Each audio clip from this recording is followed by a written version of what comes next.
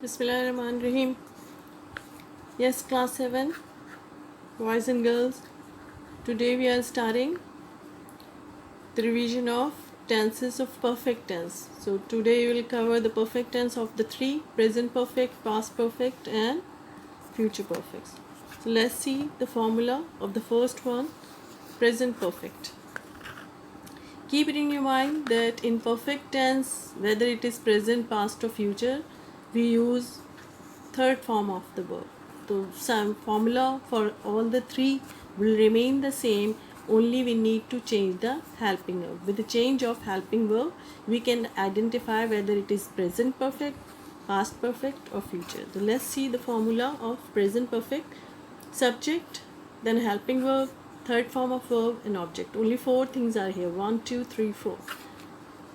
Now what are the helping verb in case of present perfect? Have and has.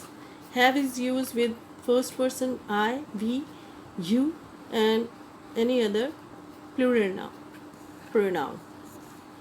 As I have written, I have done my work, or we have done my work, or you have done my work, or any other plural, they have done, whatsoever. Has is used with third person singular, any name, any singular pronoun.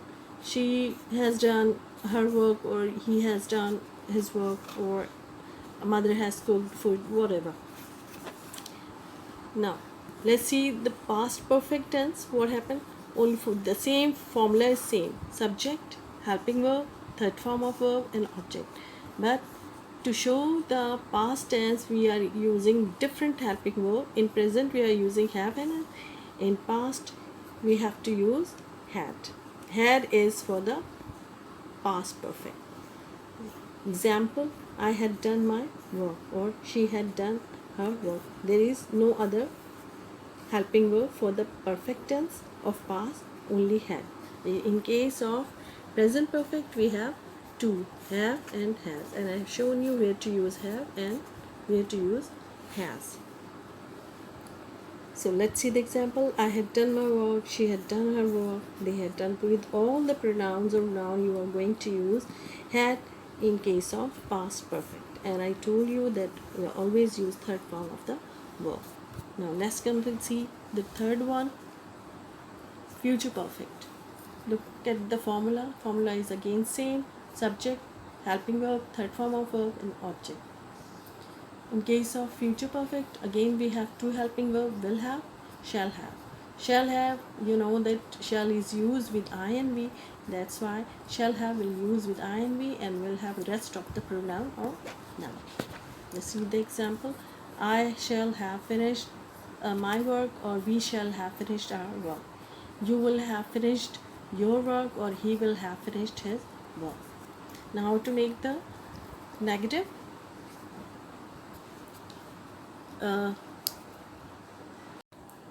To make the negative in perfect tense, we just add not after the helping verb. Perfect, present perfect, have not, has not. Past perfect, had not. And future, shall have not, will have not. In the sentences like I have not done my work, she has not done. In case of past, I had not done.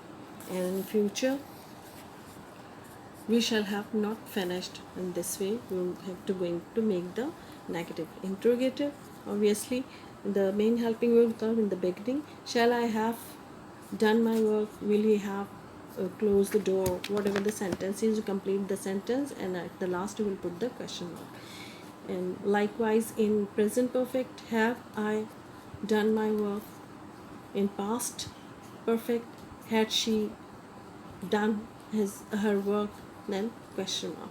So this is all about the perfect tense formulas, examples, and how to make the interrogative and negative sentences. Next video we'll start the perfect continuous of the three tenses: present, past, and future.